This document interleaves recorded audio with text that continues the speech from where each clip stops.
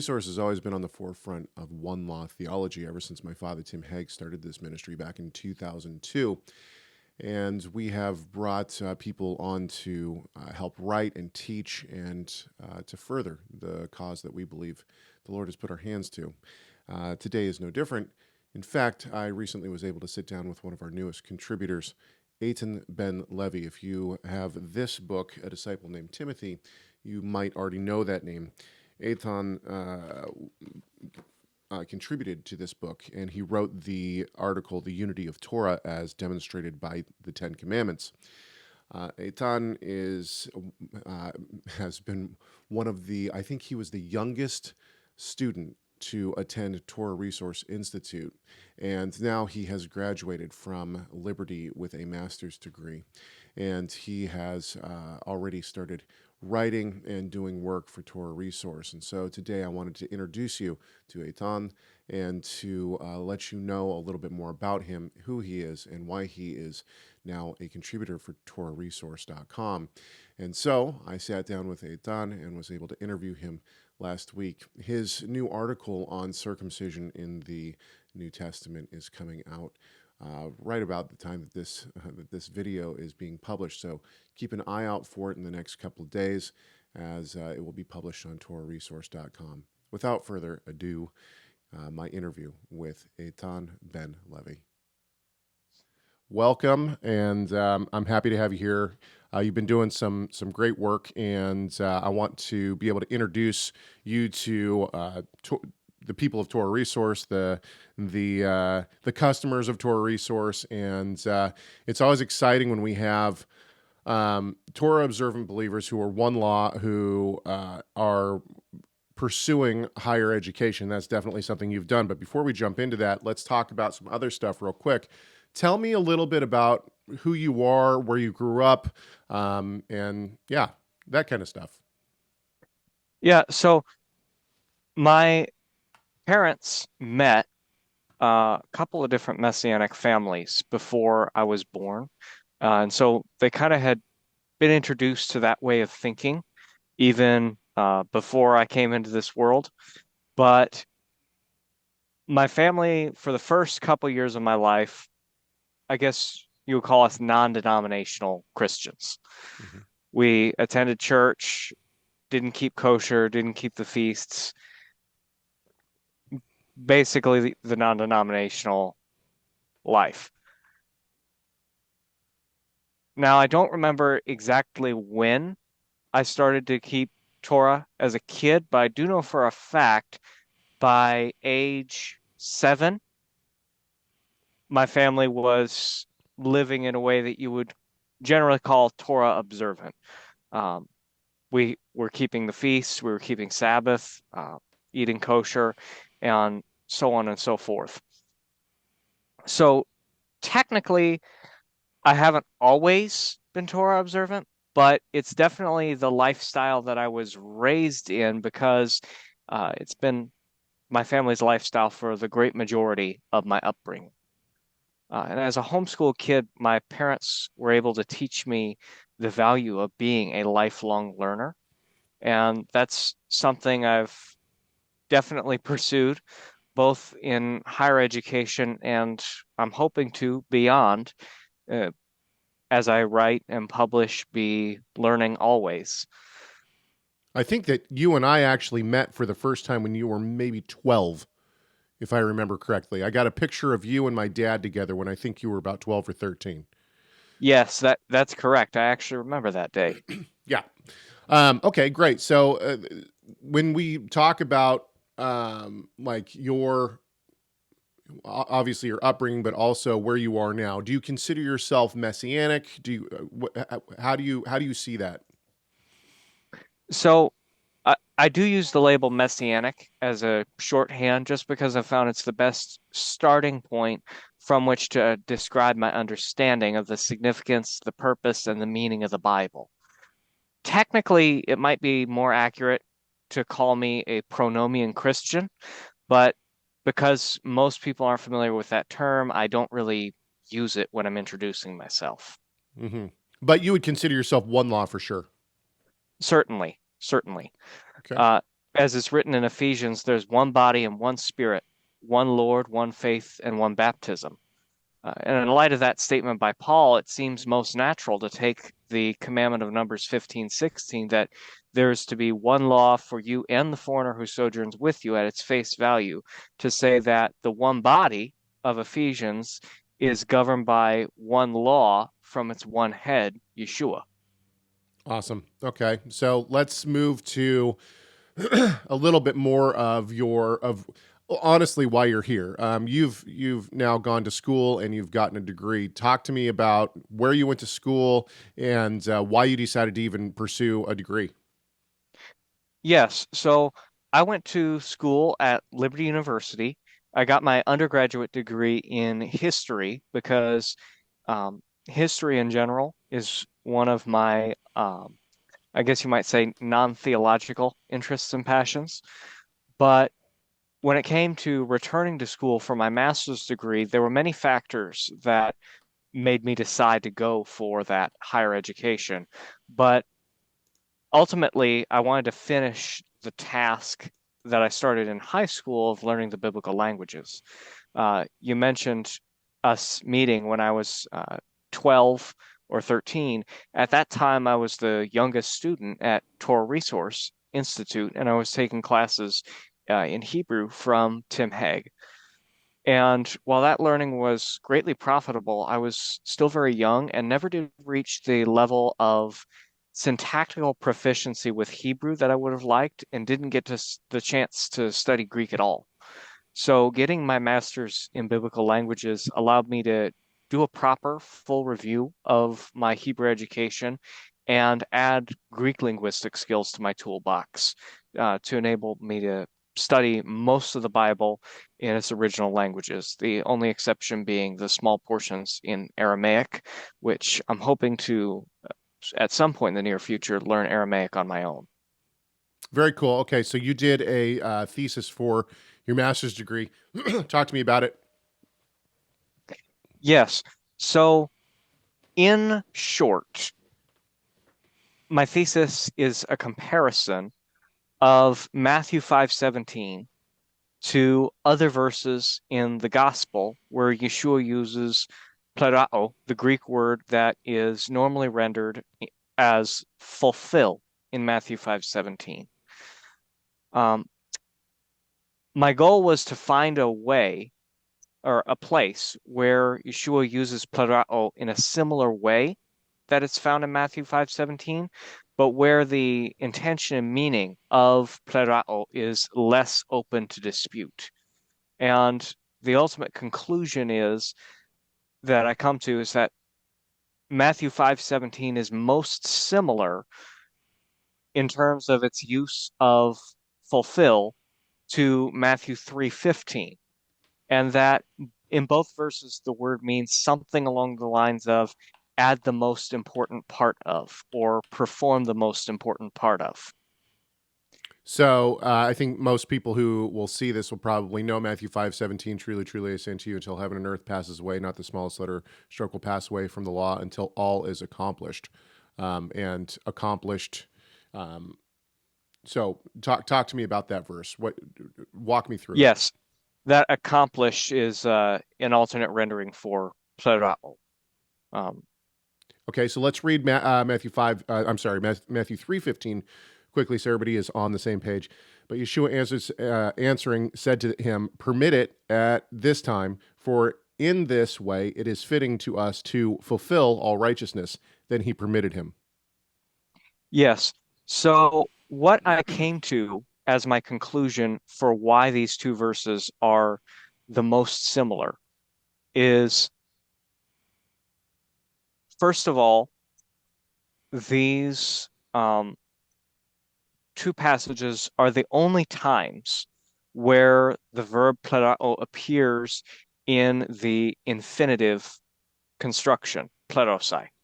So describe that real quick for those who are not familiar with Greek. Tell me about the infinitive. Yes, so as an infinitive, it would be a word that's normally rendered to run or to fulfill. That preposition to is what makes a verb, a uh, infinitive in English. Greek accomplishes the same means by just spelling the word differently.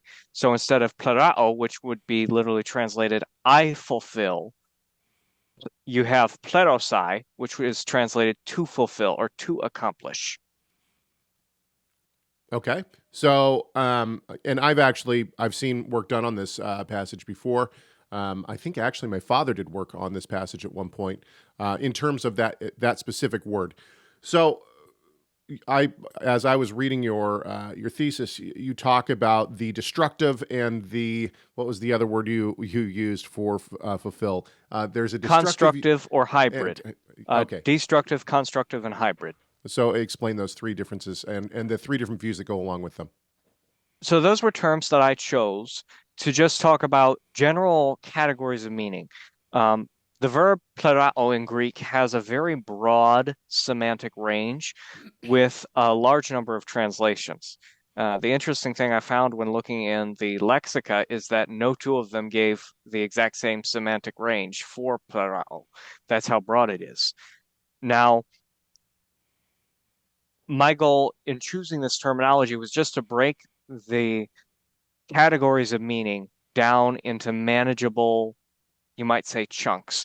So the destructive category is any meaning that entails a termination or an end.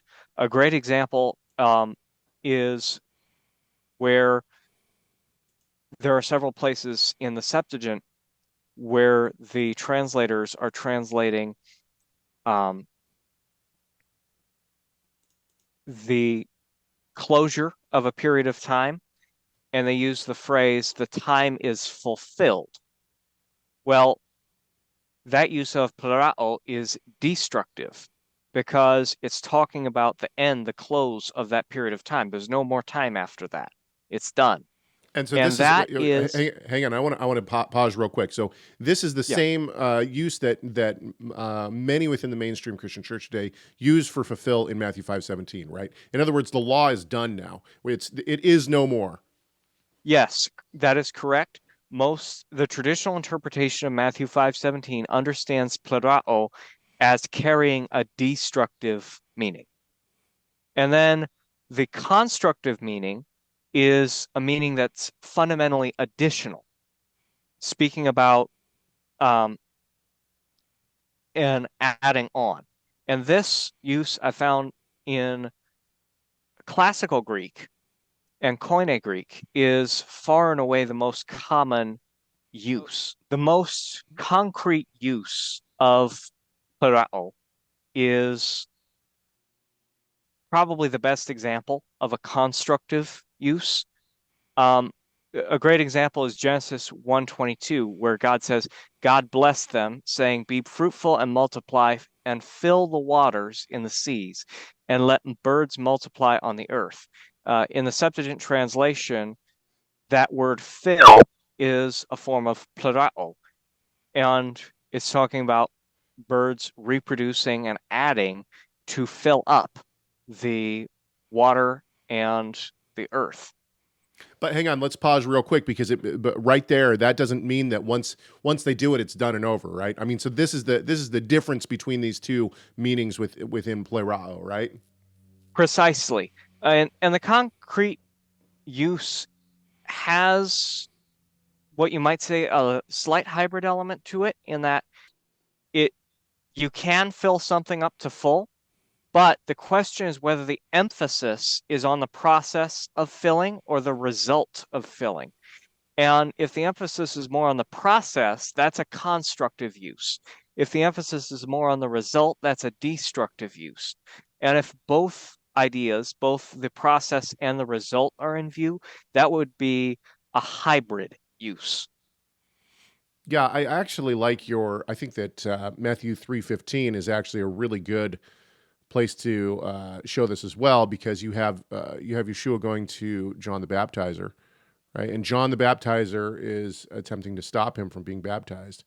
But Yeshua uses this word when he says, "Permit it at this time, for in this way it is fitting for us to fulfill all righteousness. Clearly, all righteousness has not been like it's not over, right? We still practice righteousness. It's not like all righteousness has ended. Yes. Now it's very interesting because I discovered that there are several uses of plerao where it has a sense, almost a climactic or consummate sense. A similar use would be in John 13:18, where Jesus says, I do not speak of all of you, I know the ones I've chosen, but it is that the scripture may be fulfilled. He who eats my bread has lifted up his heel against me. And the verse Jesus is citing there is David writing about his son, who Absalom, who rebelled against him. So it's not a predictive prophecy, but what Jesus is saying here in citing the actions of Judas as the fulfillment of this verse is that Judas is the most prototypical or the consummate example of a traitorous close friend. And so this example is the single clearest instance in the New Testament where plerao as a word denotes a sense of consummation. But as I was studying Matthew 3:15 and Matthew 5:17, it was clear to me that both of these passages also have that same emphasis as John 13:18. And in that regard, when Yeshua says he came to, or he was fulfilling all righteousness in Matthew 3:15, I would interpret that as saying that Yeshua is talking about baptism, and he's calling that the consummate or greatest righteous act. Yeah. So, what do you think? Like, what's the goal of the thesis? I mean, obviously, you've now been published. This thesis has been published. This is available. It'll be in the link of this video. But so, what do you know? Obviously, Liberty has published it. It's out for everybody to read if they want to. The scholarship is there. Do you have? Do you think it's? Do you have plans to publish? Are you hoping that something more will happen, or are you just going to let it be now and use it as a link when people say, "Well, what about what about when Jesus fulfilled the law?" So I enjoy having my thesis out there available to the public, definitely. But the difficult thing is, as an academic thesis, it's not very accessible to the average person, meaning it might be a little bit of a challenging read if you don't know the uh, full jargon of the Society of Biblical Literature. So one of the current projects that I'm working on is rewriting my thesis into a book. And that book is basically the same, traces the same argument that I do in my thesis, but I'm trying to take as much of the technical stuff out and make the chapters uh, divide the topics so that they flow a little bit more intuitively and other editing changes like that to make the same research more accessible to the average person. So you said that you started in Hebrew when you were very young, and you went back to Liberty to kind of take a refresher on it. It seems though that your focus now is in apostolic scriptures in the New Testament. Is that where do you see your studies going? Are you going to be more apostolic scriptures, more Tanakh, or just all around theology? What's the next steps for you? So my plan is to take things one step at a time in the Lord's timing. But so far as a specialty is concerned, my goal is to be well-rounded and stay well-rounded. And yes, the works I've published so far have a rather heavy focus on the apostolic scriptures, probably because there are so many passages within the apostolic scriptures that a messianic like myself would disagree with a more traditional or conventional mainstream Christian. on, but I definitely think I will be doing more work in the Hebrew Scriptures as time goes on. Yeah. And are you working on anything specific right now, except for obviously making your thesis into a book? So I, I have a couple things I'm working on. One thing is for Torah Resource. I'm working on and finishing up a article on circumcision in the Apostolic Scriptures, and specifically looking at the instances where Paul talks about it in the Pauline epistles to see in four specific passages if Paul is talking about the commandment in Genesis 17 or if he's using the term circumcision and uncircumcision to refer to something else. Very cool. And yeah, so anything else that you want to discuss, talk about before we jump off here? Yes, so ultimately, with my circling back around to my thesis, Hmm. I did get to say I think Matthew 3:15 is to some degree an interpretive key for Matthew 5:17, but the ultimate conclusion of my research is that the if the meaning for plerao in Matthew 3:15 is the same as Matthew 5:17, that does not allow the traditional Christian argument that you were just saying of Jesus fulfilled the law so we don't have to keep it, because the fulfillment Yeshua has in mind, if he's using the verb in the same way that he used it in Matthew 3:15, is an addition and expressly not a deletion. It's a use, like I was saying previously, a plerao that focuses on the process rather than the result.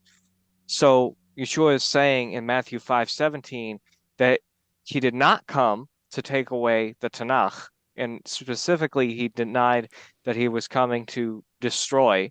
That is an alternate translation of kataluo, which is normally translated abolish the Torah and the prophets, which is a way of saying the Hebrew Scriptures as a whole.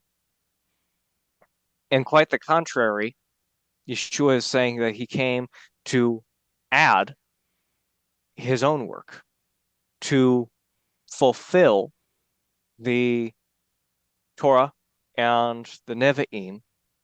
He added the gospel of his atoning death. He came to live out his mission on earth and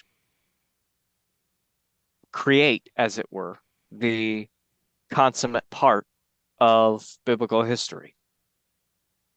So, I mean, just what you were saying, right? To fill up, in other words, to make it complete, not ends, but make it full, right? And Right. we would have to see this in things like I'm doing a lot of work right now in the prophets and what they say about the coming one, right? And so he comes, and now we see this complete picture. It's not there's no holes in it anymore. Exactly. I guess a colloquial example might be write the last chapter Right? in the Yeah, history. yeah, yeah. Very cool. Right on. Well, I'm excited. I've been reading your thesis. I've enjoyed it. I I personally didn't think it was too heady, but I guess once you said it, I thought, yeah, I guess I know the lingo, so it's easy for me to read. But yeah, I'm also excited to see what you do with producing a book. And of course, we're excited to have you be writing for us at Torah Resource, and everyone can look forward to Eitan's next article, which we will have up soon. All right. Thank you so much for being with me. I appreciate it. And I hope that everyone enjoyed this interview. And we look forward to seeing more from you.